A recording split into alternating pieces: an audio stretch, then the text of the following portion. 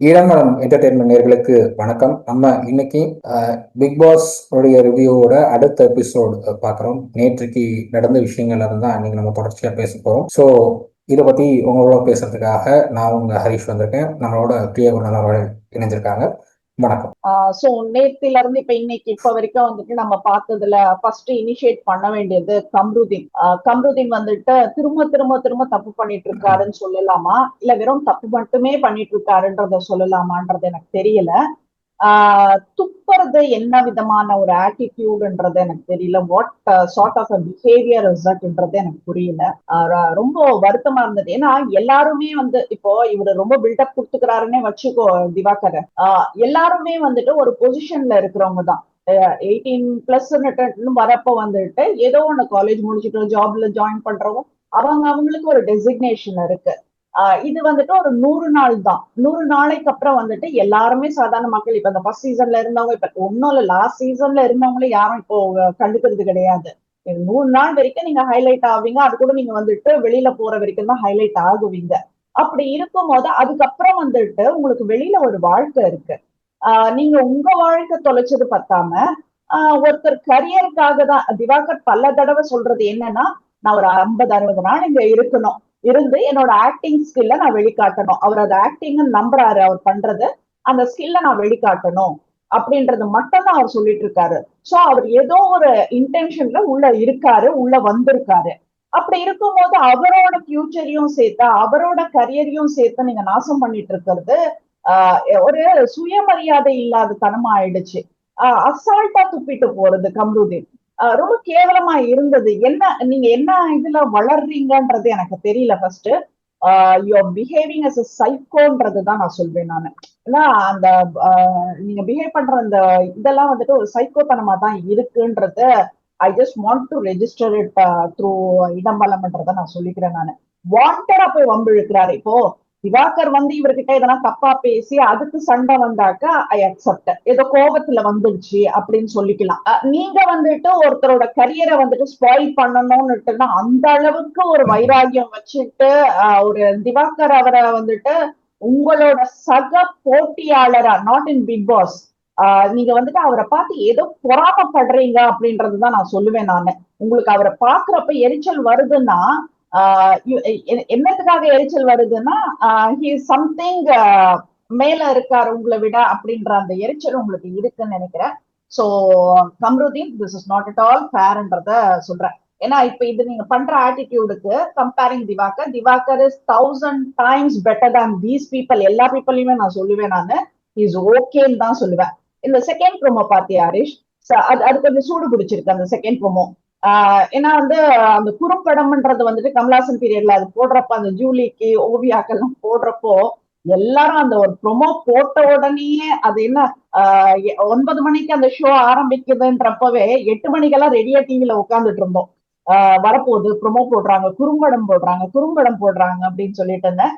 குறும்படம்க்கு இன்னைக்கும் மதிப்பு இருக்குன்றது வந்துட்டு ஒரு ஆவல கிரியேட் பண்ணதுன்றது ரொம்ப சந்தோஷமான விஷயம். இன்னொன்னு சொல்ல போனா எனக்கு விஜய் சேதுபதி கூட வேண்டாம்னு சொல்லுவேன். ஏன்னா சாட்டர்டே சண்டே ரொம்ப போர் அடிக்கிறதுனால விஜய் சேதுபதி கூட வேண்டாம். பிக் பாஸே இந்த மாதிரி வந்து குறும்படங்கள் எல்லாம் போட்டுட்டு பண்ணினாக்க ரொம்ப நல்லா இருக்கும். அந்த குறும்படம் ஏன் வருது அப்படின்னா, நேத்திக்கு வந்து பார்வதியோட அந்த சூப்பர் டீலக்ஸ் ஹவுஸ்மேட்ஸ்க்கு வந்து ஒரு பிரச்சனை ஆகுது. அவங்க பார்வதி வந்து என்னுடைய சுயமரியாதை இழந்து நான் வேலை பார்க்க மாட்டேங்க அப்படின்னு சொல்லி அவங்க வந்து நான் வெளியில வந்துடுறாங்க. ஸோ அதுக்கப்புறம் அதை பத்தின ஒரு பஞ்சாயத்து பேசணும் அப்படிங்க. ஆக்சுவலா என்ன டாபிக்னா, வேற ஒரு கண்டஸ்டன்ட்டை அந்த வேலைக்கு வந்து போடணும் அப்படிங்கறதுதான் அவங்க பேச நினைச்சது. ஆனா அது பஞ்சாயத்து வேற மாதிரி எங்கெங்கயோ போயிடுச்சு. ஸோ அவங்க வந்து எல்லாரையும் கூப்பிட்டு கிச்சன்ல கூப்பிட்டு பேசுறாங்க. எல்லாரையும் கூப்பிட்டு பேசும்போது தண்ணி ஆட்டோமேட்டிக்கா வந்துட்டு இருக்கு. அது யாருமே கவனிக்கல. எல்லாம் பேசி முடிச்சதுக்கு அப்புறம் லாஸ்ட் 1 minute தண்ணி வரும்போது தான் கவனிக்கிறாங்க. அதுக்கப்புறம் தான் வந்து கமருதீன் ஓடுறாரு. அதுக்கப்புறம் கமருதீனும் ஒரு சபரியும் ஓடுறாங்க. ஓடி தண்ணி பிடிக்க பாக்குறாங்க. தண்ணி வரல. ஒரு 20-25 ml என்னமோ வந்துச்சுன்னு நினைக்கிறேன். அதுக்கப்புறம் கம்ப்ளீட்டா ஸ்டாப் ஆயிடுச்சு. அதுக்கப்புறம் என்ன சொல்றாங்கன்னா, வெளியில வச்சு பேசுவோம், வெளியில என்ன பண்றதுன்னு பார்ப்போம் அப்படின்னு சொல்லி வெளியில வச்சு பேசுறாங்க. அது இன்னும் பெரிய பஞ்சாயத்து ஆகுது. ஸோ உங்களுக்கு சுபி ஆட்டிடியூடு தப்பு அப்படின்னா, என்ன பொறுத்தவரை பார்வதி பண்றதும் தப்புன்னு நான் சொல்லுவேன். பார்வதி இப்போ ஒண்ணும் இல்லை, நம்ம ஒரு ஒரு பிக் பாஸ் சீசன்ல நம்ம பார்த்திருப்போம். ஒரு கண்டஸ்டண்ட்டை வந்து ட்ரிகர் பண்றதுக்கு என்ன பண்ணணுமோ அதெல்லாம் பண்ணுவாங்க. அதெல்லாம் வந்து அதனால ட்ரிகர் ஆனா எப்படி என்ன மாதிரியான வார்த்தைகள் சில இதுல வரும் அப்படிங்கிறது எல்லாருக்கும் தெரிஞ்ச விஷயம். ஸோ நம்ம வந்து வாசு சார் அவருடைய பையன், அவருடைய மகன், அவரையே நம்ம வந்து பார்த்துக்கணும். அவர் தான் அந்த ஃபர்ஸ்ட் ட்ரிகர் பாயிண்ட் அப்படிங்கிற அந்த ஒரு வார்த்தையை பிக் பாஸ் ஹவுஸ்க்கு கொண்டு வரும்னு நான் சொல்றேன். ஸோ அவர் வந்து அவரை எப்படி ட்ரிகர் பண்ணாங்க, அது அந்த ஷோ எப்படி மாறுச்சு, அவருடைய கேரக்டர் எப்படி அந்த ஷோ மாத்தி காட்டுச்சு அப்படிங்கறதெல்லாம் நம்ம பார்த்திருக்கோம். ஸோ அதே மாதிரி ட்ரிகர் பண்ணி சுபியை வந்து ரொம்ப கோவப்படுத்திட்டாங்க பார்வதி. ஸோ அப்ப சுபி என்ன பண்றாங்க, நார்மலா கேட்கறாங்க, நீங்க என்ன ட்ரிகர் பண்றீங்கன்னா நானும் உங்களை ட்ரிகர் பண்றேன் அப்படிங்கிற ரேஞ்சில் சுபி பதிலுக்கு சில கேள்விக்கு கேட்கறாங்க. ஸோ அது உங்களுக்கு பிடிக்கல அப்படின்னா, நான் பண்ணதும் தப்பு, நீ பண்ணதும் தப்பு, சரி விட்டுறணும். நான் பண்ணது சரி, நீ பண்ணது தப்பு அப்படின்னா அது என்ன அர்த்தம்னு புரியல. ரெண்டாவது, சுபி என்னை விட சின்ன பொண்ணு அப்படின்னு தொடர்ச்சியா ரெஜிஸ்டர் பண்றாங்க பார்வதி. ஸோ அப்ப எனக்கு தெரிஞ்ச அங்க பார்வதிக்கு ஈகோ பிரச்சனை தான் இருக்குன்னு நான் பாக்கிறேன். என்னை விட சின்ன பொண்ணு சொல்லி நான் கேட்கணுமா அப்படிங்கிற அந்த ஈகோ கிளாஷ் பார்வதிக்கு ஏற்பட்டிருக்கு. அதுதான் வந்து ஓப்பனா சொல்லணும்னா அதுதான் பிரச்சனைங்க. இந்த ஈகோ கிளாஷ் பிரச்சனையை வந்து பெருசாக்கி கடைசியில எல்லாரும் சுபியை டார்கெட் பண்ணி சுபியை அளவச்சிட்டாங்க. நீங்க ஒருத்தர் கேள்வி கேட்டா ஓகே, ஒரு பொண்ணை எக்ஸ்பிளைன் பண்ணது அந்த பொண்ணுகிட்ட ஒருத்தர் கேள்வி கேட்டா ஓகே, ஒட்டுமொத்த வீடுமே கேள்வி கேட்குது. அதுவும் ரேண்டமா அடுத்தடுத்து கேள்வி கேட்கும் போது அந்த பொண்ணால பதில் சொல்ல முடியல. அப்போ அந்த சூப்பர் டீலக்ஸ் ஹவுஸ்மேட்ஸ் சொல்றாங்க, யாரோ ஒருத்தர் கேள்வி கேளுங்க, எல்லாரும் தொடர்ச்சியா கேள்வி கேட்காதீங்க அப்படின்னு சொல்லும் போது கூட யாரும் அதை கேட்க மாட்டேங்கிறாங்க. ஆளாளுக்கு ஒரு கேள்வி கேட்கிறாங்க. இதுக்கு நடுவில் திவாகர் ஒரு வேற எந்திரிச்சு எல்லாரும் இவங்களுக்கு சப்போர்ட் பண்றீங்க, அவங்களுக்கு சப்போர்ட் பண்றீங்க, நார்மல்சி பண்றீங்க, சப்போர்ட்டிங் எல்லாம் நார்மல்சி பண்றீங்க, நியாயத்தை யாரும் பேச மாட்டேங்கிறீங்கன்னு அவர் வேற ஆரம்பிச்ச உடனே கெமிக்கும் அவருக்கும் ஒரு பஞ்சாயத்து ஆயிடுச்சு. இவர் ஆக்சுவலா வந்து கெமியோடைய முகத்தை பார்த்து நான் பேசுறதுக்கு விரும்பல அப்படி இவர் உட்கார்ந்துருக்காரு. கெமி தான் வாண்டடா நடந்து வந்தாங்க. வந்துட்டு நீங்க ஏன் என் ஃபேஸ் பார்த்து பேச மாட்டீங்களா, வைத்த படத்தான் பேசுவீங்களா, அது ஆக்சுவலா எப்படி போய் ரெஜிஸ்டர் ஆகும் கெமிக்கு தெரியுமா தெரியாதுன்னு எனக்கு புரியல. தெரியும் எப்படி ரெஜிஸ்டர் ஆகும். ஒருத்தரை வந்துட்டு இப்போ இதே வந்துட்டு ஒரு பொண்ணை பார்த்துட்டு யாராச்சும் சொன்னாக்கா வந்துட்டு பெண்ணியம்னுட்டு பேசிட்டு எல்லாரும் கிளம்பி வந்துருவாங்க. பட் அந்த ஆணுக்கு வந்துட்டு அந்த அசிங்கமும் அவமானமும் வரப்போ யாருமே வரலன்றதுதான் வந்துட்டு ரொம்ப கஷ்டமான விஷயம். ஆனா பிக் பாஸ் கேட்டாரா இல்லையான்றது எனக்கு தெரியல. விஜய் சேதுபதி இந்த வீக்கெண்ட் கேட்கலன்னா அதை விட அசிங்கம் வேற எதுவும் கிடையாது. ஏன்னா அவரே வந்துட்டு அந்த மாதிரி ஒரு அலிகேஷன்ல மாட்டியிருக்காரு. சோ அவருக்கு புரியும் அதோட வலி எப்படி இருக்கும்னு சொல்லிட்டு இது இப்போ இவ்வளவு ரொம்ப ஹைட்டா இருக்க, அவரு உட்கார்ந்துட்டு இருக்காரு, நீ நின்றுட்டு இருக்க. அப்ப அவரு ஈக்குவலா அவரோட ஐஸ் இப்படிதான் வரும். அது என்ன கேள்வி? அது கண்ணை பார்த்து பேசு, வயிற்ற பார்த்து பேசாதன்னு என்ன சொல்றது, அது பாக்குறதுக்கே அருவருப்பா இருந்தது. ஒருத்தரை வந்து அடிக்கணும்னா நீ இப்படிதான் வந்துட்டு ஒரு பழிய போட்டு அடிப்பனாக்கா இதை விட கேவலம் ஒண்ணுமே இல்லைன்னு சொல்வேன். திவாகர் கோமாளி தான், நான் இல்லைன்னு சொல்லல. நானு அவருக்கு ஓவர் கான்பிடென்ட்ல வந்துட்டு என்ன பேசவும் தெரியாம பேசுறது. இல்ல, என்னை பொறுத்தவரை வந்து இந்த பிக் பாஸ் ஹவுஸ்ல எல்லாருக்கும் கேமரா கான்சியஸ் இருக்குன்னா, திவாகர் வந்து அந்த கேமரா கான்சியஸ்னஸ் தாண்டி நானா தான் இருக்க போறேங்கிற ஒரு மைண்ட் செட்ல வந்திருக்காரு. அவர் அவராத்தான் இருக்காரு. உள்ள வந்ததுக்காக அவர் நடிக்கல, உள்ள வந்ததுக்காக வந்து அவருடைய கேரக்டரை மாத்திக்கல. அவர் வெளியில எப்படி இருந்தாரோ அப்படிதான் உள்ளேயும் இருக்காரு. இவங்க என்ன பண்றாங்க அப்படின்னா, நம்ம உள்ள வந்துட்டோம், பிக் பாஸ் வீட்டுக்குள்ள வந்துட்டோம், இதுக்கேத்தபடி நம்மளை மாத்திக்கணும் அப்படின்னு நினைக்கிறாங்க. அது தப்பு. அதைத்தான் வந்து அவர் மறுபடியும் சொல்றாரு. எல்லாரும் நடிக்கிறாங்க, எல்லாரும் வந்து கேமரா கான்சியஸோட விளையாடுறாங்க, யாருமே வந்து உண்மையை பேச மாட்டேங்கிறாங்க அப்படின்னு திவாகர் அதைத்தான் மறுபடியும் கேமரா முன்னாடி வந்து சொல்றாரு. அந்த கேமரா கான்சியஸ்னஸ் வந்து உங்களுக்கு ஃபர்ஸ்ட் வீக் இருக்கும், அதுக்கப்புறம் இருக்காது எனக்கு தெரிஞ்சு. ஸோ அது திவாகர் புரிஞ்சு பாப்பாருன்னு நினைக்கிறேன். எனக்கு தெரிஞ்சு அவருக்கு அந்த ஃபர்ஸ்ட் வீக் கிராஸ் ஆனதுக்கு அப்புறம் அந்த கேமரா கான்சியஸ்னஸ் போயிடும் எல்லாருக்கிட்டையும். அப்பவே அவர் புரிய ஆரம்பிச்சிடும், இதுதான் வந்து பிக் பாஸ் உடைய கேம் பிளே அப்படிங்கிறது அவருக்கு புரிய ஆரம்பிச்சிடும். அவரு நான் இருக்கிற மாதிரி எல்லாரும் நார்மலா இருங்க, அவங்க கேரக்டர் அவங்க வெளிப்படுத்துங்கன்னு நினைக்கிறாரு அவரு. அது யாரும் பண்ண மாட்டேங்கிறாங்க. அதனால ஒரு கோவம் இருக்கு அவருக்கு, திவாகருக்கு. அதைத்தான் காட்டிட்டு இருக்காரு தொடர்ச்சியா. ஆனா அதுக்காக வந்து திவாகரை தொடர்ச்சியா டார்கெட் பண்றது, அவர் நீங்க ஒருத்தரை நாமினேட் பண்ணிட்டீங்கிறதுக்காக அவர் எலிமினேட் ஆகணுங்கிற அவசியம் இல்லை. அவரை எலிமினேட் பண்ணணும்னா முதல்ல மக்கள் முடிவு பண்ணணும், நீங்க ஹவுஸ் மேட்ச் முடிவு பண்ண முடியாது. நீங்க முடிவு பண்றதுக்கு நீங்க கேம் ஆடி நீங்க முடிவு பண்றீங்க அப்படின்னா அப்புறம் ஓட்டு போறவங்க இழிச்சு வேணும். அதுதான் நம்மளாம் உட்காந்து வாங்க போட்டுட்டு இருக்கோம். அது புரிஞ்சு பண்றாங்களா புரியாம பண்றாங்களான்னு எனக்கு புரியல. ஏன்னா எல்லாருக்கும் பிக் பாஸ் எப்படி ரன் ஆகும் தெரியும், யார் ஓட் போட்டு மக்கள் எப்படி ஓட்டு போடுவாங்க, யாருடைய ஓட்டுற கண்டஸ்டன்ஸ் வந்து எலிமினேட் ஆவாங்கன்னு எல்லாருக்கும் தெரியும். ஆனா அப்படி இருந்தும் திவாகரை டார்கெட் பண்ணி அவரை வந்து கண்டினியூஸா பாயிண்ட் அவுட் பண்ணிக்கிட்டே இருந்தோம்னா மக்களுக்கு ஒரு வெறுப்பு வரும் அப்படிங்கிற ஒரு தாட் ப்ராசஸ்ல தான் பண்றாங்க. அது நடக்கிறதுக்கான வாய்ப்பே இல்லை. கிரியேட் ஆயிடுச்சு அது. இப்ப இன்னைக்கு நீ பார்த்தேன்னா சோசியல் மீடியால திவாகர் அவர்களுக்கு தான் வந்து ஃபேன் கிளப் ஆர்மியெல்லாம் வச்சிருக்காங்க. இப்ப இவங்க எல்லாம் வந்துட்டு என்ன சொல்றது, இவரை டார்கெட் பண்றதுனால இவங்களோட பேரை தான் கெடுத்துட்டு போறாங்க அப்படின்றது. இதுல இன்னும் இந்த மெயினா வந்துட்டு இந்த விஷயம் நம்ம பேசியே ஆகும். இந்த பெண் சுதந்திரம், பெண் உரிமைன்னு எல்லாம் பேசுறாங்க. எப்படி உடை அணியறதுன்றது வந்துட்டு அவங்க அவங்களோட சுதந்திரம், தனிநபர் சுதந்திரம் அப்படின்னு எல்லாம் நீங்க சொல்றீங்க. அப்படி இருக்கும்போது நீங்க அணிஞ்சிட்டு அதை வந்துட்டு யாராச்சும் வந்து அதை கூப்பிட்டுட்டு அதை பாயிண்ட் அவுட் பண்ணி பேசினாக்கா, இது என்னோட உடம்பு, நான் என்ன மாதிரி ட்ரெஸ் வேணா போட்டுப்பேன், உன்னோட பார்வையில தப்பு இருக்கு, நீ பாக்குற விதத்துல தப்பு இருக்கு அப்படின்னுட்டு பேசிடுறாங்க. இப்ப இந்த பெண்கள் ஆபாசமா வந்துட்டு ஒரு ட்ரெஸ் போட்டா கூட அவங்க பார்வை முறைதான் காரணம் அப்படின்னு ஆகுது. இப்ப ஒருத்தர் வந்துட்டு அந்த ஒரு ட்ரெஸ்ஸுக்கு வந்துட்டு தடுமாறுறாரு அப்படின்னா அதே ட்ரெஸ்ஸுக்கு வந்துட்டு இன்னொருத்தருக்கு வந்துட்டு அது சாதாரணமா இருக்கலாம். சோ இந்த மாதிரி ஒரு சுச்சுவேஷன் எல்லாம் இருக்குதுன்றப்போ இப்போ இவர் வந்து ஏதாச்சும் நீ ட்ரெஸ் பண்றது எனக்கு பிடிக்கல அந்த மாதிரி ஏதாச்சும் நீ சொல்லி இருந்தாக்கா நீ இவ்வளவு ஆட்டிடியூட் காட்டியிருக்கலாம். இந்த மனுஷன் முகத்தை பார்க்க விரும்பலன்னு சொல்லி திரும்பிக்கிற மனுஷனை போயிட்டு நீ போட்டுட்டு இருக்கிற ட்ரெஸ்ஸுக்கு இப்பெல்லாம் நல்லா தெரியுது, பேண்ட் போட்டிருக்க, மேல டாப்ஸ் போட்டிருக்க, நிறைய ஸ்பேஸ் இருக்கு, நீ உன் ஹைட்டுக்கு நீ நிக்கிறப்ப வந்துட்டு அவர் உட்கார்ந்துட்டு இருக்கிறப்ப கரெக்டா அங்கதான் வரும் கண்ணு. பட் ஆனா அவர் பார்க்க கூட இல்லை, அதுதான் உண்மை. நீ என்ன பண்ற, அவரை ட்ரிகர் பண்ணிட்டு இவ்வளவு பெரிய நிறைய கேமராஸ் இருக்கு, இவ்வளவு பெரிய ஸ்கிரீன்ல இவ்வளவு பெரிய ஒரு ஷோல வந்துட்டு அவரை வந்து அசிங்கப்படுத்துற, அவமானப்படுத்துற. இல்ல அந்த மனுஷனுக்கு கொஞ்சம் அந்த மன உளைச்சல் வந்துச்சுனாக்கா என்ன பண்ணுவீங்க நீங்க எல்லாம்? இது வரைக்கும் வந்துட்டு லேடிஸ் சப்ஜெக்ட்ல வீக்னு சொல்லிட்டு திவாகர் பத்தி எந்த ஒரு ஸ்டேட்மெண்ட்டும் நான் படிச்சது இல்ல ஹரிஷ். உனக்கு ஏதாச்சும் தெரிஞ்சா சொல்லு. இல்ல, எனக்கு இது வரைக்கும் திவாகர் அப்படிப்பட்ட நபர்னு கேள்விப்பட்டதில்ல. 2-3 பேர் சொல்றா. இப்ப யூடியூப் சேனல்ஸ்ல வந்து அவர் இன்டர்வியூஸ் கொடுத்ததுக்கு அப்புறம் சில சேனல்ஸ்ல அவரை ட்ரிகர் பண்ணி கேள்வி கேட்டதுனால அவர் வெளியில வந்திருக்காரு.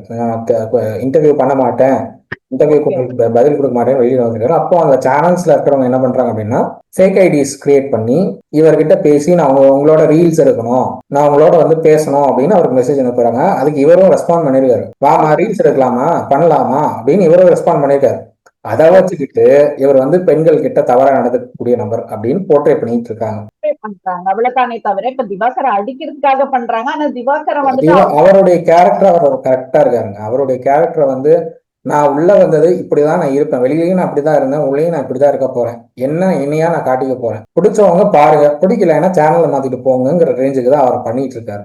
அதனால வந்து அவருக்கு ஈக்குவலா வந்து கேம் ஆடக்கூடிய நபர்கள் எனக்கு தெரிஞ்சு யாரும் இல்லை. அவரை மாதிரி வந்து தன்னைத்தானே வெளிப்படுத்திக்கக்கூடிய நபர்கள் யாரும் இல்லைன்னு நான் பாக்குறேன். அரோரா ஓரளவு பெட்டரா பண்றாங்க, அரோரா கூட எனக்கு தெரிஞ்சு பெட்டரா பண்றாங்க. பட் சில இடங்கள்ல வந்து இந்த கேமரா கான்சியஸ்னஸ் அவங்களுக்கும் இருக்கு. ஸோ அதனால வந்து அந்த கேமரா கான்சியஸ்னஸ் போயிடுச்சு அப்படின்னா திவாகர் எக்ஸ்பெக்ட் பண்ற எல்லா அந்த கேரக்டர்ஸ் அப்படியே வெளியில வர ஆரம்பிச்சிடும். ஓகே, இப்ப நம்ம உடைகளை பத்தி எல்லாம் நம்ம பேசல. ஒருத்தரை வந்துட்டு நீங்க கேரக்டர் அசாசினேட் பண்றப்ப வந்துட்டு கோவம் வருது. இதே ஒரு பெண்ணுக்கு பண்ணிருந்தாக்கா இந்த நேரம் வந்துட்டு எல்லா ரெட் கார்டை தூக்கி இருப்பாங்க. நம்ம பாக்கலையா பிரதீப்க்கு பண்ணினது லாஸ்ட் சீசன்ல பூர்ணிமா மாயா எல்லாம் வந்துட்டு பண்ணிட்டு இருந்தாங்களே, அதை நம்ம பாக்கலையா? நம்ம எப்படி இருந்தது அவருக்கு பண்றப்ப எவ்வளவு கஷ்டமா இருந்தது. ஒருத்தரை வந்துட்டு தப்பான கேரக்டர்னு ஒரு முதிரை குத்தி வெளியில அனுப்புறப்ப எவ்வளவு கஷ்டமா இருந்தது நமக்கெல்லாம். இப்ப அதையேதான் வந்துட்டு ஒரு ட்ரம்ப் கார்டா எடுத்துட்டு வரீங்க. அப்ப பெண்கள் வந்துட்டு ஆண்களை அடிக்கணும்னாக்கா இந்த ஒரு விஷயத்துலதான் அடிப்பீங்களா? அப்போ உங்களுக்கு வந்துட்டு எதுவுமே அந்த ஸ்டப் இல்லையா அப்படின்றதுதான் நான் கேக்குறேன்.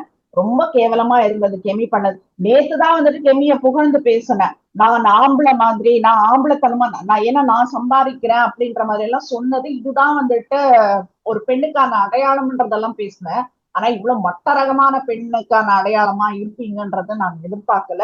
ரொம்ப வன்மையாக கண்டிக்கப்பட வேண்டிய விஷயம் இது. இது இவரு விஜய் சேதுபதி வீக்கெண்ட் பேசலனாக்கா உண்மையிலேயே சொல்றேன், இந்த ஷோக்கு வந்துட்டு ஒரு மரியாதையே இல்லாத போகுது. இல்ல ஒரு கெமி என்ன தாட் ப்ராசஸ்ல பண்றாங்கன்னு எனக்கு புரியல. ஏன்னா ஒருத்தர் மேல நம்ம இப்படி ஒரு அலிகேஷன் வைக்கிறோம் அப்படின்னா அது மக்கள் அப்படியே நம்பிடுவாங்க அப்படின்னு அவங்க நினைக்கிறாங்க. பட் வந்து கேமரா 15 ஒரு கேமரா இருக்கு, 100 கேமராவும் காப் பண்ணிட்டு இருக்கு. நீங்க ஒரு அலிகேஷன்ஸ் வைக்கிறீங்கன்னா அந்த கேமரா இல்லாத பதிவாகும். அதே மாதிரி நீங்க அலிகேஷன் வைக்கிற அந்த நபர் மேலையும் அவரும் என்ன பண்ணிட்டு இருக்காரு அப்படிங்கிற அந்த ஒரு வீடியோஸும் கேமரால பதிவாகும். அப்படி இருக்கிறப்போ என்ன கான்செப்ட்ல அப்படி ஒரு அலிகேஷன்ஸ் வைக்கிறாங்க அப்படின்னு புரியல. உள்ள போனதுக்கு அப்புறம் கேக்குறாங்க, சுபி மேல நீங்க ஒரு குற்றச்சாட்டு வைக்கிறீங்களே, சுபி வந்து உங்ககிட்ட அக்கறையா தானே கேட்டாங்க அப்படின்னு கேட்டது. எனக்கு சுபி பண்ணது பிரச்சனையே இல்லைங்கிறாங்க. அப்புறம் எதுக்கு சுபி பண்ணதை பத்தி அங்க பேசணும்? அதுதான் சுபி நீங்க பண்ணது எனக்கு பிரச்சனையே இல்லை அப்படின்னா, சுபி எப்படி இப்படி என்கிட்ட வந்து அக்கறையா நடந்துக்கிட்டாங்க, அது கூட நடிப்பு மாதிரி தான் எனக்கு தெரிஞ்சது, அங்க போய் எதுக்கு பேசணும்? அதுதான் அந்த திவாகருக்கு நடுவுல இருக்கிற பிரச்சனையை உண்டாக்குச்சு. உங்களுக்கு சுபி பண்ணது பிரச்சனை இல்லை அப்படின்னா எதுக்கு அங்க போய் பஞ்சாயத்து பண்ணணும்? சுபி என்கிட்ட வந்து நடிக்கிறாங்க அப்படின்னு அங்க போய் எதுக்கு பஞ்சாயத்து பண்ணணும்? பிரச்சனை இல்லைன்னா அமைதியா இருக்க வேண்டியதானே? ஸோ உங்களுக்கு எதை பேசணும்னு தெரிஞ்சுதான் பண்றீங்க. எதை பண்ணணும்னு தெரிஞ்சா நம்ம வந்து கேமரால வந்து கவர் ஆகும்னு தெரிஞ்சுதான் பண்றீங்க. பட் கேமரால கவர் ஆகணுங்கிறதுக்காக நீங்க பண்றதெல்லாம் வந்து மக்கள் அக்செப்ட் பண்ணிக்கணும்னு அவசியம் இல்லை. அது வந்து நெகட்டிவ் பப்ளிசிட்டியை தேடி கொடுக்கலாம். ஆனா வந்து பேரை டேமேஜ் பண்ணும். கண்டிப்பா நீங்க உங்களே என்ன சொல்றது, you're digging your own grave யார்டுன்ற மாதிரி இருக்கு. இது ரொம்ப கேவலமா இருக்கு. இப்போ இப்போ நம்ம கம்ருதீன் பத்தி பேசணும்னா கூட வந்துட்டு ஒரு தண்ணின்னுட்டுன்னு ஒரு ரெஸ்பான்சிபிலிட்டி கொடுக்குறாங்க. அதை கூட செய்யாம வம்பு இழுத்துட்டு வீணா வந்துட்டு அந்த தண்ணி போனது வந்துட்டு என்ன சொல்றது, ஒரு உனக்கான தற்பெருமைங்கெல்லாம் வேற அது கமருதீனுடைய தவறு மட்டும் இல்லை, எனக்கு தெரிஞ்சு சபரியோடைய தவறும் கூட. யாராவது ஒருத்தர், அதாவது 2 பேர் இன்சார்ஜ்ல இருக்காங்க. யாராவது ஒருத்தர் வெளியில இருக்கணும், ஒருத்தர் உள்ள இருந்திருக்கணும். 2 பேருமே உள்ளதா இருந்தாங்க. அது பேசி வச்சிருக்கணும். ஆக்சுவலா 2 பேர்ல யாராவது ஒருத்தர் நீங்க வெளியில இருங்க நான் உள்ள இருக்கேன்னு பேசிருக்கணும். இல்ல நீங்க உள்ள இருங்க நான் வெளியில இருக்கேன்னு யாராவது ஒருத்தர் பேசிட்டு, நான் உள்ள தூங்க போறேன் நீங்க வெளியில இருங்க, நான் ஒரு ஹாஃப் அன் ஹவர்ல 1 ஹவர் கழிச்சு நான் வந்து பாக்குறேன் அப்படிங்கிற மாதிரி சொல்லியிருந்தா கூட அக்செப்டபிள். 2 பேருக்குமே அந்த வந்து பொறுப்புங்கிறது இல்ல. இல்ல ஹரேஷ், இப்ப ரெஸ்பான்சிபிலிட்டி கொடுத்தாச்சுன்னா 2 பேரும் உள்ள இருந்தா கூட பார்வை மட்டும் அந்த லைட் மேலதானே இருக்கணும். நீங்க அந்த டைரக்ஷன்ல அதுதான் 2 பேருக்கும் பொறுப்பு இல்ல. 2 பேருக்கும் பொறுப்பு இல்ல. அங்க அங்க என்ன நடக்குதுங்கிற கான்சியஸ்னஸ் கிடையாது, பொறுப்பு இல்ல. 2வது தண்ணி எப்ப வரும்னு யாருக்குமே தெரியாது. அப்போ அப்படி இருக்கிறப்போ நீங்க வந்து எப்ப வேணா வரும் அப்படிங்கிற சுச்சுவேஷன்ல வந்து நீங்க கொஞ்சம் கான்சியஸ்னஸா இருந்திருக்கணும். அதுவும் இல்ல. உங்களுக்கு பிரச்சனை நடக்குது, அந்த டைம்ல எல்லாரையும் வெளியில கூட்டிட்டு வந்து பேசுறீங்க, அப்போ தண்ணி வந்துச்சு பிடிச்சிட்டீங்க, ஓகே. அதுக்கப்புறம் தூங்க போயிட்டீங்க எல்லாரும். தண்ணி வராதுன்னு நினைச்சிட்டு நீங்க தூங்க போயிட்டீங்க. அதுக்கப்புறம் தண்ணி வந்திருக்கு. அவர் விக்ரம் கூப்பிடுறாரு. விக்ரம் போய் கூப்பிடும்போது பெருசா ரெஸ்பாண்ட் பண்ண மாட்டேங்கிறாங்க 2 தரப்புலையும். அப்ப என்ன பண்ண முடியும் அவங்களால? ஒன்றும் பண்ண முடியாது. யாரோ ஒருத்தர் இன்சார்ஜ் போட்டிருக்காங்க அப்படின்னா இன்சார்ஜ் போட்டிருக்கிறவங்கள 2 பேர்ல யாரோ ஒருத்தர் வெளியில இருந்தே ஆகணும். எப்போ தண்ணி வரும்னு சொல்ல முடியாதுன்னு பிக் பாஸ் உங்களுக்கு ஏற்கனவே சொல்லியிருக்காரு. அப்படிங்கிறப்போ நீங்க அதை வந்து மைண்ட்ல ஏத்துக்கிட்டு இதை வந்து நம்ம தண்ணி எப்போ வரும்னு சொல்ல முடியாது, அதனால ஒருத்தர் உள்ள இருக்கலாம் ஒருத்தர் வெளியில இருக்கலாம் நீங்க பேசி முடிவு பண்ணி ஒரு கான்சியஸ்னஸோட நீங்க வேலை பார்த்துருந்தீங்கன்னா இந்த தண்ணி இவ்வளவு வேஸ்ட் ஆயிருக்காது. இல்ல ஒண்ணுமே இல்ல. டாஸ்க் ரொம்ப சிம்பிள் எல்கேஜி பசங்க பண்ற ஒரு டாஸ்க் தான் அது. அப்படி இருக்கும்போது வந்துட்டு இதுவே உங்களால பண்ண முடியலன்னா நாளாக அந்த 50 டேஸ் கடந்து போனீங்கன்னாக்கா எவ்வளவு பெரிய டாஸ்க்குங்க எல்லாம் வரப்போகுது. இப்ப நைட் எல்லாம் வந்துட்டு என்ன சொல்ல கண்ணு முழிச்சுட்டு எல்லாம் டாஸ்க் பண்ற வேலை எல்லாம் இருக்கு. அப்படி என்ன உங்களுக்கு ஒரு தூக்கம்? இப்ப நான் என்ன சொல்றேன், நீங்க உங்களை வந்துட்டு ரெஜிஸ்டர் பண்றதுக்காக ஏதோ சில விஷயங்கள் கேமரா முன்னாடி பண்ணீங்கன்னாக்கா okay, accepted. What Divakar is doing அந்த மாதிரி நீங்க இதெல்லாம் பண்ணீங்கன்னா ஓகே. திவாகர் போயிட்டு ஒரு கேமரா முன்னாடி சம்திங் இஸ் ரெஜிஸ்டரிங், நான் இவ்வளவு கஷ்டப்பட அவர் யார்கிட்ட பேசுவாரு? ஏதோ ஒரு மனசாட்சி கிட்ட பேசுற மாதிரி ஒரு கேமரா முன்னாடி பேசுறாரு. எல்லாருமே கார்னர் பண்றாங்க. சோ அவர் போய் கேமரா முன்னாடி பேசுறாரு. அது அந்த இடத்துலயும் அந்த கேமராக்கு பின்னாடி நின்றுட்டு அதுக்கு வந்துட்டு ஒரு விளக்கம் கொடுத்துட்டு போறது. நீ வேற கேமரால பேசுன்னு சொல்ற, எதுக்கு அவரையே பின்தொடர்ந்து எதுக்கு போற அப்படின்றதுதான் என்னோட கேள்வி. நேத்து இன்னைக்கு பாக்குற வரைக்கும் கம்ருதீன் ஆகட்டும் கெமி ஆகட்டும் ரொம்ப வேர்ஸ் பிஹேவியர் அப்படின்றத சொல்லுவேன். அது என்ன பண்ண போறாங்க பிக் பாஸ்ல அப்படின்றது தெரியல. ஆனா எனக்கு தெரிஞ்சு இன்னைக்கு காலையில வந்து திவாகர் அவரை வச்சு ஒரு ட்ரைனிங் கொடுத்தாங்க, நடிக்கிறதுக்கான ட்ரைனிங் கொடுத்தாங்க. அதுல திவாகர் அவருடைய ட்ரைனிங்ல எனக்கு எனக்கு தெரிஞ்சு எல்லாரோட பெர்ஸ்பெக்டிவையும் மாத்திட்டாருன்னு தான் நான் பார்க்கிறேன். எல்லாரோட மைண்ட்லயும் திவாகர் இப்படிதான் அப்படின்னு ஒரு ஒரு தாட் இருந்தது, அதை கம்ப்ளீட்டா மாத்திருக்காருன்னு நான் பார்க்கிறேன். ஏன்னா அவருடைய அந்த நடிக்கணுங்கிற அந்த ஆர்வமும் இருக்கவர்கிட்ட அதுக்கு எஃபோர்ட் போறதுக்கும் நான் தயாரா இருக்கேன் அப்படிங்கிறது தான் அந்த அந்த டாஸ்க் காட்டுச்சு. எல்லாருக்கும் அதை கத்துக் கொடுக்குறேன் அப்படின்னு சொல்லி அதுவும் பண்ணாரு. அதுக்கான எஃபோர்ட்டும் அவர் போட்டாரு.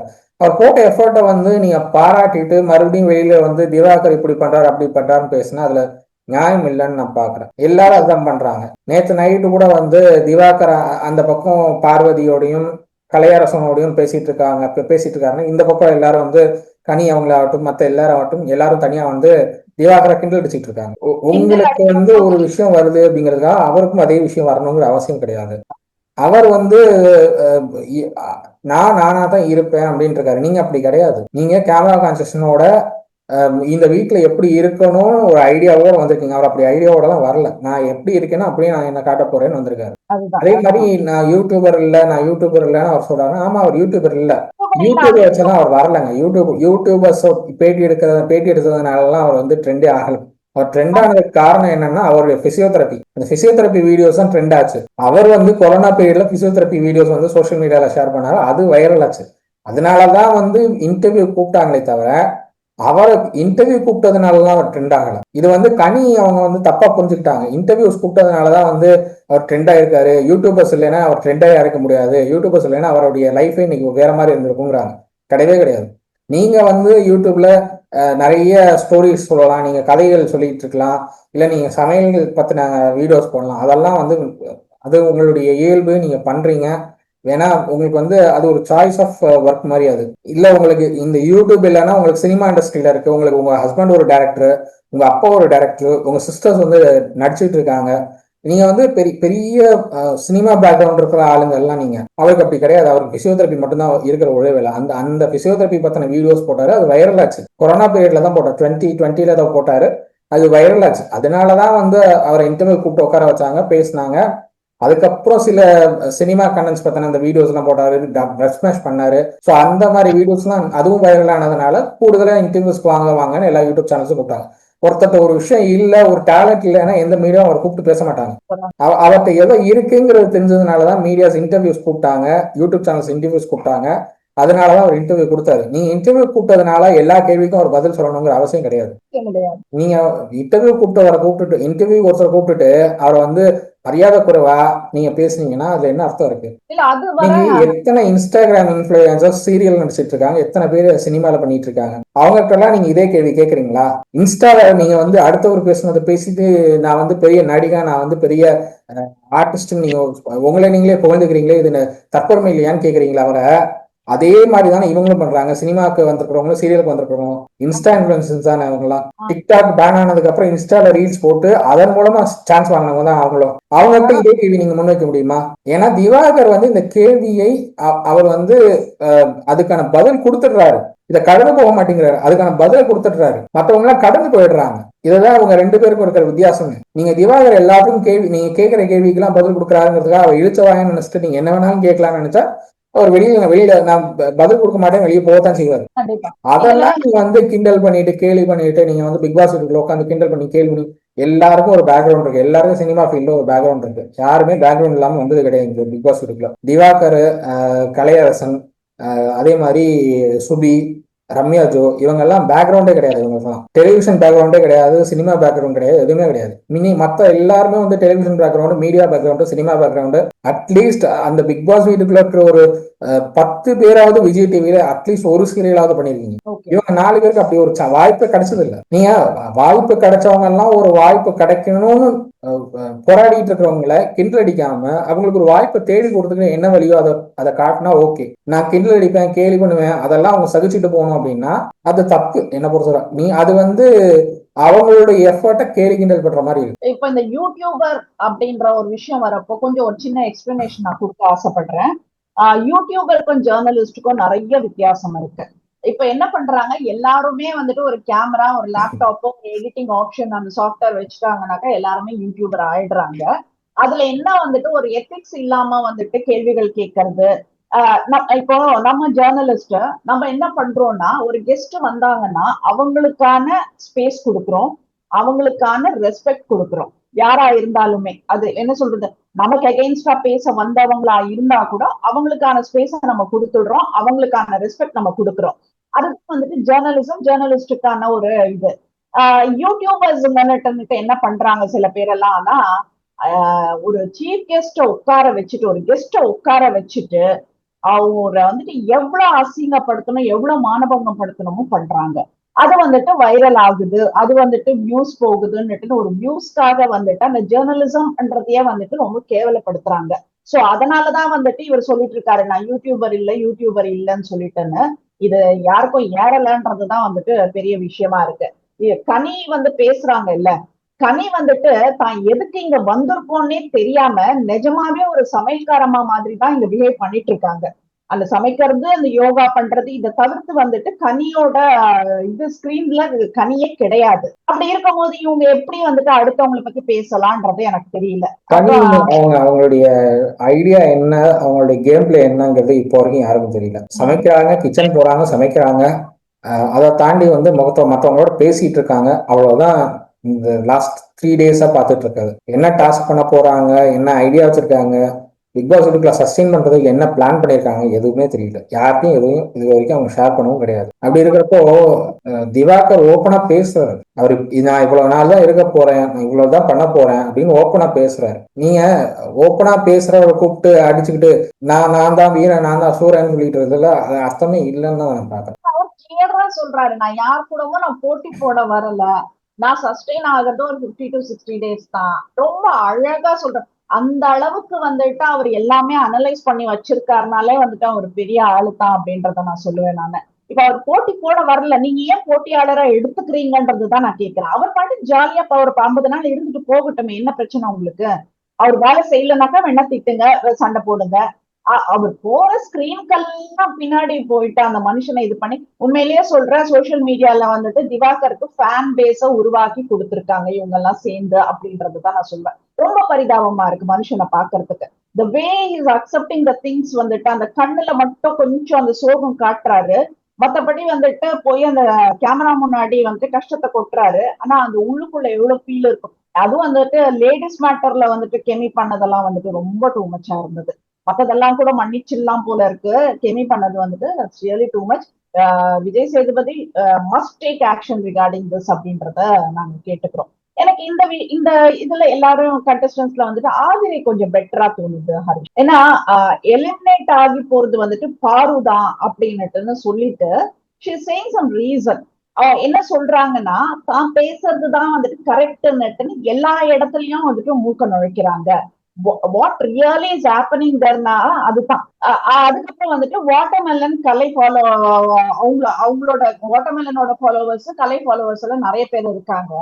அவங்களோட ஃபாலோவர்ஸ் எல்லாம் வந்துட்டு ரசிக்கிற மாதிரி அவங்க கூடவே இருந்து அந்த ஃபாலோவர்ஸை கெயின் பண்றதுக்கு தான் வந்துட்டு, தனக்கு அந்த ஃபாலோவர்ஸ் இன்க்ரீஸ் பண்ணிக்க தான் வந்துட்டு அவங்க பண்ணிட்டு இருக்காங்க பாரு அப்படின்றது ரொம்ப அழகா சொல்லிச்சு அந்த பொண்ணு. எனக்கு உண்மையிலேயே அந்த ரீசன் எனக்கு ரொம்ப பிடிச்சிருந்தது. உனக்கு எப்படி இருந்தது? பாரு பத்தி அவங்க சொன்னது ஓகே, பட் பாரு என்ன பண்றாங்க அப்படின்னா, எனக்கு தெரிஞ்சு திவாகர் அவருடைய ஃபேன் பேஸையும் கலையரசனுடைய ஃபேன் பேஸையும் வந்து யூஸ் பண்ணிக்க ட்ரை பண்றத விட, திவாகரோட இருந்தா மட்டும்தான் நம்ம வந்து கேமரால தெரியுமோ அப்படிங்கிற ஒரு தாட் ப்ராசஸ்ல வந்து பாரு போறாங்கன்னு தான் நான் பாக்குறேன். நான் அதுதான் ஃப்ரம் த பிகினிங் சொல்லிட்டு இருக்கேன். திவாகரை வந்து பயன்படுத்திக்கிறாங்க அவங்க. அந்த பயன்படுத்திக்கிறது வந்து தப்புன்னு நான் சொல்ல மாட்டேன், பட் வந்து உங்களுடைய கேம் என்ன அப்படிங்கிறதையும் காட்டணும். நீங்க உங்களுடைய கேம் என்னன்னு காட்டாம இவங்க 2 பேரையும் பயன்படுத்திட்டு இருந்தா அது ஒர்க் அவுட் ஆகாது. பார் எவ்வளவு நாள் சஸ்டெயின் ஆக போறாங்கன்னு எனக்கு தெரியல. ஏன்னா இப்படி கேம் ஆடினாங்க அப்படின்னா எனக்கு தெரிஞ்ச வாய்ப்பு இல்லை, சஸ்டெயின் ஆகிறதுக்கான வாய்ப்பு ரொம்ப கம்மி. கண்டிப்பா. கடைசியா வந்து நந்தினி எனக்கு தெரியல, அவங்களுக்கு வந்துட்டு அந்த கியூட்னஸ்க்கும் கிரிஞ்சுக்கும் வித்தியாசம் தெரியலன்னு நினைக்கிறேன் நான். நேத்து பண்ணாங்க, அழுதாங்க, அதுவே நிறைய பேர் வந்துட்டு என்ன பரிதாபமா இருக்கு அது இதுன்னு சொன்னாங்க. எனக்கு நிஜமா பரிதாபம் வரல. ஸ்பாயிலிங் த கேம்ன்ற மாதிரி தான் இருந்தது எனக்கு.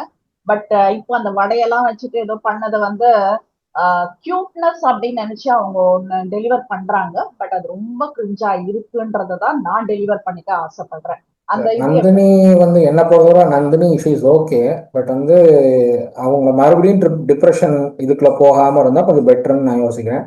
நந்தினியை விட கிரிஞ்ச் பண்ணக்கூடிய ஒரு கேரக்டர்னா எனக்கு தெரிஞ்சு இன்னொரு ஒரு லேடி பொண்ணு இருக்காங்க, அவங்க வந்து தியானா. Complete cringe. இவங்க வந்து பண்றதெல்லாம் கியூட்னு நினைச்சுக்கிறாங்க. தமிழ்ல வந்து ஏதோ ஜிலேபி மாதிரி பிச்சு பிச்சு போட்டு பேசினா நம்ம வந்து அழகா தெரியுவோம் கேமரால, அதை ரசிப்பாங்க அப்படின்னு நினைச்சுக்கிறாங்க. ஏங்க ஹாஸ்னிய ரசிச்ச காலம் ஒரு ஒண்ணுங்க, அது வேற. அது அது ஒரு கைண்ட் ஆஃப் காலம். நீங்க அந்த காலத்தை மறுபடியும் நான் ரீக்ரியேட் பண்றேன்னு பண்ணீங்கன்னா இப்போ யாரும் ரசிக்க மாட்டாங்க. இன்னைக்கு வந்து எங்கெங்கயோ போயிடுச்சு, அந்த கேரக்டர்லாம் தாண்டி எங்கெங்கயோ போயிடுச்சு கேரக்டர்ஸ் எல்லாம். நீங்க வந்து மறுபடியும் நான் அந்த அந்த டைப் ஆஃப் கேரக்டர்ஸ் நான் மறுபடியும் உள்ள கொண்டு வந்து காட்டுறேன் அப்படின்னு பண்ணீங்கன்னா அது ஒர்க் அவுட் ஆகாது. 2 நாள் பார்ப்பாங்க, 3ஆவது நாள் கிரிஞ்சுன்னு மூவ் ஆயிடுவாங்க. நீங்க இன்னைக்கு இருக்கிற ஜென்ரேஷனுக்கு எப்படி பிடிக்குதோ அப்படி பண்ணாதான் வந்து ஓட்டு விடும். கண்டிப்பா. நீங்க எப்படி வந்து நான் குழந்தைத்தனமா நான் வந்து பேசுவேன், நான் வந்து எனக்கு பிடிச்ச மாதிரி நான் ஆடுவேன் பண்ணுவேன் அப்படின்னா அது பார்ப்பாங்களே தவிர ரசிக்க மாட்டாங்க. ரசிக்கிற அளவுக்கு ஏதாவது பண்ணாதான் ஓட்டு விடும். ரசிக்கிற அளவுக்கு ஒண்ணுமே பண்ணலைன்னா ஓட்டு விடாது. ஸோ அதுல வந்து வீணா ஒரு தெளிவா இருக்கணும் அப்படின்னு தான் நான் சொல்றேன். ரொம்ப கிரிஞ்சு பண்றாங்க. தெளிவா இருக்கிறது அப்படின்ற மேட்டரும் ஓகே ஹரிஷ். இன்னொரு விஷயம் வந்துட்டு இவங்க எல்லாம் வீட்டுல வந்துட்டு வேலை செய்றாங்களா இல்லையான்னு தெரியல. இப்போ ஒரு அவங்களுக்கு அந்த ப்ரூம்ன்றதுலயே வித்தியாசம் நிறைய இருக்குன்றது கூட தெரியாம இருக்கு. தென்னந்தோட போத்துல பெருக்கிறப்ப வந்துட்டு அத ஆல்மோஸ்ட் அது அப்பப்ப லூஸ் ஆயிட்டு ஃபுல் ஆயிட்டே வரும். அப்போ ஒவ்வொரு தடவையும் இப்படி குத்துவாங்க, இல்லைன்னா செவத்துல குத்துவாங்க. அது இயற்கையா நடக்கிற ஒரு விஷயம். ஐயோ அது பண்ணக்கூடாது பண்ணக்கூடாது, இது வந்துட்டு டீலக்ஸ் இது அப்படி இப்படின்னு சொன்னாக்கா அவங்க என்ன சொல்றாங்க, நீங்க எனக்கு ஆர்டர் போடுறீங்க வீட்டை கிளீன் பண்ணணும்னா ஐ எம் டூயிங் இட். நீங்க பின்னாடியே வந்து இப்படி பண்ணக்கூடாது, இத்த தொடக்கூடாது, இப்படி தூக்கக்கூடாது, இப்படி எல்லாம் பண்ணிட்டு இருந்தீங்கன்னாக்கா வேலைக்கு ஆகாது அப்படின்னு தான் பார்வதி சொல்றாங்க. பட் பார்வதி இப்படி பண்றதெல்லாம் வந்துட்டு இயற்கையா நடக்கிற விஷயம். இவங்க எல்லாம் யாரும் அந்த மாதிரி தொடப்பம் எல்லாம் யூஸ் இல்ல அவங்க பண்ணல. பார்வதி பண்றது இயற்கை. பட் வந்து ஒன்ஸ் பண்ணா ஓகே. அவங்க வந்து சொல்லிட்டாங்க, சொன்னதுக்கு அப்புறம் நான் மறுபடியும் அப்படியே தான் பண்ணுவேன் அப்படின்னா அது வந்து ட்ரிகர் பண்றதுக்கான விஷயம். நீ இந்த சொல்லிட்ட அப்படிங்கிறதுக்காக நான் மறுபடியும் அதே தான் பண்ணுவேன் அப்படிங்கிறது தேவையில்லாத வேலை. அதை வந்து பார்வதி அவாய்ட் பண்ணியிருந்தாங்க அப்படின்னா இந்த பிரச்சனை பஞ்சாயத்தாவே ஆயிருக்காது, தண்ணியும் வேஸ்ட் ஆயிருக்காது. பார்வதி தான் எனக்கு தெரிஞ்சு தண்ணி வேஸ்ட் ஆனதுக்கு முதல் காரணம். இந்த பிரச்சனையை உருவாக்கி விட்டுட்டு பார்வதி வந்து ரொம்ப அமைதியா அசால்ட்டா போய் உட்காந்துக்கிட்டாங்க. அந்த அந்த வீட்டுல சூப்பர் டீலக்ஸ் வீட்டுல இருக்கிற எல்லாரும் போய் பேசிட்டாங்க பார்வதிட்ட. எல்லாரும் போய் கன்வின்ஸ் பண்ணிட்டாங்க பார்வதியை. ஆனா நான் வரமாட்டேன், நான் பண்ணதுதான் சரி, நான் பண்ணதுதான் கரெக்ட்னு உட்காந்துருக்காங்க பார்வதி. அது வந்து எனக்கு தெரிஞ்சு பிக் பாஸ்ல இருந்து யாராவது ஒருத்தர் கூப்பிட்டு சொன்னாலும் இல்ல விஜய் சேதுபதி வந்து நீங்க ட்ரிகர் பண்ணதுனால தானே அவங்களும் பேசினாங்க, அப்ப நீங்க ட்ரிகர் பண்ணதும் தப்பு தானான்னு யாராவது கேள்வி கேட்டா மட்டும்தான் பார்வதிக்கு தான் பண்ண தப்பு என்னங்கிறது புரியும். அது விஜய் சேதுபதி கண்டிப்பா கேட்க மாட்டாரு. எனக்கு நல்ல தெரியும் விஜய் சேதுபதி கேட்க மாட்டாரு. ஏன்னா விஜய் சேதுபதி வந்து பார்வதியை வந்து தன்னுடைய க்ளோஸ் ஃப்ரெண்ட் மாதிரி பாக்குறாரு. நான் வெளியிலயும் அப்படித்தான் பார்த்திருக்கேன், உள்ளேயும் அப்படித்தான் பாக்குறேன். நான் இப்போ வரைக்கும் பிக் பாஸ் வீட்டுக்குள்ள நுழையும் போதும் நான் அப்படித்தான் பாக்குறேன், வெளியிலயும் நான் பல ஈவெண்ட்ஸ்ல அப்படித்தான் பார்த்திருக்கேன் நான். ஸோ அதனால எனக்கு தெரிஞ்சு கேள்வி கேட்க மாட்டாருங்கிறதுல நான் உறுதியா இருக்கேன். பார்வதியை வந்து ஒரு கேள்வியும் கேட்க மாட்டாரு. அப்படியே கேள்வி கேட்க வேண்டிய சுச்சுவேஷன் வந்தாலும் ரொம்ப சாஃப்டா நீங்க அப்படி பண்ணிருக்க கூடாதுல்ல, ஏன் பண்ணீங்க அப்படின்னு ஒரே வார்த்தையில முடிச்சுட்டு போயிடும், அவ்வளவுதான். அதுதான் நடக்க போகுது. விஜய் சேதுபதி வந்து ரொம்ப ஸ்ட்ராங்கா நின்று கேள்வி கேட்டா மட்டும்தான் இந்த ஹவுஸ்மேட்ஸ் பண்ற தப்பு வெளியில தெரியும். அப்பதான் அவங்க புரிஞ்சுக்குவாங்க, நம்ம பண்றது தப்புன்னு புரிஞ்சுக்குவாங்க. தப்பு மேல தப்பு பண்ணி அவங்க வெளியில போனா ஷோ நல்லா இருக்காது. பார்வதி ஷோல இருக்கணும்னு நான் சொல்றேன். பார்வதி ஏன் இருக்கணும்னா பார்வதியோட கேரக்டர்ஸை தாண்டி அவங்க வந்து சில நல்ல என்ன சொல்றது அவங்களுடைய டேலண்ட்ஸ் இன்னும் வெளியில கொண்டு வரல பார்வதி. நான் அதைத்தான் ஓப்பனா சொல்லுவேன். அவங்களால நிறைய டாபிக்ஸ்ல பேச முடியும். அதை வந்து பயன்படுத்தி வைக்கக்கூடிய ஒரு ஹவுஸ் அந்த பிக் பாஸ் ஹவுஸ் இருக்கணும். பட் அதெல்லாம் விட்டுட்டு நீங்க வந்து அவங்கள சண்டை போடுறது, அவங்கள வந்து வெறுப்பேற்றுற விதத்துல பண்ணிட்டு இருந்தாங்க அப்படின்னா இது ஒர்க் அவுட் ஆகாது. நீங்க யாரை யூஸ் பண்ணணுமோ அப்படி யூஸ் பண்ணணும். விக்கல் சிக்ரமுக்குலாம் வாய்ப்பே கிடைக்கல இப்போ வரைக்கும். அவர் என்ன பண்றதுன்னு அவருக்கே தெரியல. இன்னைக்குதான் வந்து திவாகர் ஒரு வாய்ப்பு ஏற்படுத்தி கொடுத்துருக்காரு, சிவாஜி கணேசன் மாதிரி நடிங்க அப்படின்னு. அவருக்கு அந்த டைலாக் தெரியல விக்ரம்க்கு. பட் இருந்தாலும் எஃபர்ட் போட்டு நல்லா பண்ணாரு. அதுதான் வந்து விக்ரமுக்கும் ஒரு வாய்ப்பு வேணும். நீங்க வந்து எல்லாருக்கும் அமையாது சான்ஸ். ஆனா அந்த சான்ஸ் அமையும் போது கரெக்டா யூஸ் பண்ணிக்கணும். அதை வந்து திவாகர் யூஸ் பண்ணிக்கிறாரு, விக்ரம் யூஸ் பண்ணிக்கிறாரு. மத்த யாரும் அதை யூஸ் பண்ண மாதிரி எனக்கு தெரியல. சூப்பர் டீலக்ஸ் வீட்டுல இருக்கிறவங்க எல்லாம் வந்து அந்த நார்மல் பிக் பாஸ் ஹவுஸ் மேட்ச்க்கு வந்து வேலை கொடுக்கறது மட்டும்தான் எங்களோட டாஸ்க்னு நினைச்சிட்டு இருக்காங்க. அது ரொம்ப தப்பு. வேலை கொடுக்கறது மட்டும் டாஸ்க் கிடையாது. அவங்களுக்கு ஏதாவது பிரச்சனைன்னு வந்தா அப்பவும் நீங்க போய் கேட்கணும். அதுதான் வந்து முக்கியமான விஷயம். நீங்க சூப்பர் டீலக்ஸ் வீட்டுல இருக்கீங்கிறதுக்காக வந்து நீங்க வந்து வேற்று கிரகத்துல எல்லாம் கிடையாது. எல்லாம் ஒரே வீட்டுல தானே இருக்கீங்க. ரூம் தான் டிஃபரன்ஸ். உங்களுக்கு வந்து செட்டு தான் டிஃபரன்ஸா இருக்கே தவிர மற்றபடி எல்லாம் ஒரே வீட்டுல தான் இருக்கீங்க. அதுக்காக வந்து பார்வதி பண்ணது தப்பு, இவங்க பண்ணது தப்பு, அவங்க பண்ணது தப்பு பஞ்சாயத்து பண்ண வேண்டிய அவசியமே இல்லை. பார்வதி வரமாட்டேன்னு சொல்லிட்டாங்கன்னா வரமாட்டேன், அவ்வளவுதான், முடிஞ்சு. வேற யாராவது சூஸ் பண்ணிட்டு போக வேண்டியதான், அவ்வளவுதான். இப்போ ஒரு என்ன சொல்றது, லேபருக்கு வந்துட்டு ரிசைன் பண்ணிட்டு போறதுக்கான எல்லா ரைட்ஸும் இருக்கு. அப்படி இருக்கும்போது நீங்க ஒன்றும் கான்ட்ராக்ட் பேஸ்ல எல்லாம் எடுக்கல. அப்படி இருக்கும் ரிசைன் பண்ணிட்டா வேற ஒருத்தரை இது பண்ணிட்டு அசைன் பண்ணிட்டு போக வேண்டியது தானே. சும்மா எதுக்கு அதையே வச்சு இது பண்ணிட்டு பஞ்சாயத்து பண்ணிட்டுன்றது எனக்கு புரியல. சோ எனக்கு தெரிஞ்சு இப்ப இன்னைக்கு கொஞ்சம் அதே மாதிரி திவாகருக்கும் எல்லா பொறுப்பையும் திவாகர்ட்டையும் தூக்கி கொடுக்குறாங்க. திவாகர் அவர் வந்து 2 பேர் 3 பேர் பண்ற வேலையெல்லாம் ஒரே ஆள் பண்ண முடியாது. அடுத்ததா அந்த பிக் பாஸ் செட்டு போட்டிருக்காங்கன்னா பிக் பாஸ் செட்ல எங்கெங்க குப்பை இருக்குங்கிறதுல எல்லா குப்பையுமே அள்ளிட்டு இருக்க முடியாது எல்லாராலையும். ஒரு ஓரத்துல டஸ்ட் இருக்கு, அந்த டஸ்ட்டை ஏன் நீங்க வந்து எடுக்கலன்னு கேக்குறதெல்லாம் அது அது எப்படி சரின்னு சொல்றது எனக்கு இன்னும் புரியல. பிக் பாஸ் செட்டு போட்டவங்களே வந்து அத அந்த அந்த ஓரத்துல நம்ம ஏதாவது வச்சிருக்கோமா, பொருள் வச்சிருக்கோமான்னு யோசிப்பாங்க. அப்படி இருக்கும். இவங்க வந்து அதெல்லாம் பார்த்து டஸ்ட் இருக்கு பாருங்க, எடுங்க எடுங்க. அது அது வந்து தப்பு. வீட்டுல வேலை பார்க்கறவங்ககிட்டயே நம்ம அதெல்லாம் சொல்ல முடியாது. அதுதான் ரொம்ப தப்பா பயன்படுத்திட்டு இருக்காங்கன்றதுதான். சோ பாப்போம், இது என்ன விஜய் சேதுபதி என்ன வாய்ஸ் அவுட் பண்றாருன்றத பார்க்கலாம், பிக் பாஸ் என்ன சொல்றாருன்றத பார்க்கலாம். ஆனா தொடர்ச்சியா வந்துட்டு திவாகரை வந்துட்டு இந்த அளவுக்கு அவரை ஹர்ட் பண்றது வந்து ஒரு மனிதம், அந்த மனிதாபிமானம் என்ற இதுல வந்துட்டு நாங்க யாரும் ஏத்துக்கல. சோ பாத்துக்கங்க ஷோ பண்றவங்க அப்படின்றத நாங்க கேட்க வாட் எல்ஸ். எல்லாம் கவர் பண்ணிட்டோம். ஸோ அடுத்து என்ன நடக்குது அப்படிங்கிறத அடுத்த எபிசோட்ல நான் பேசுவோம். அது வரைக்கும்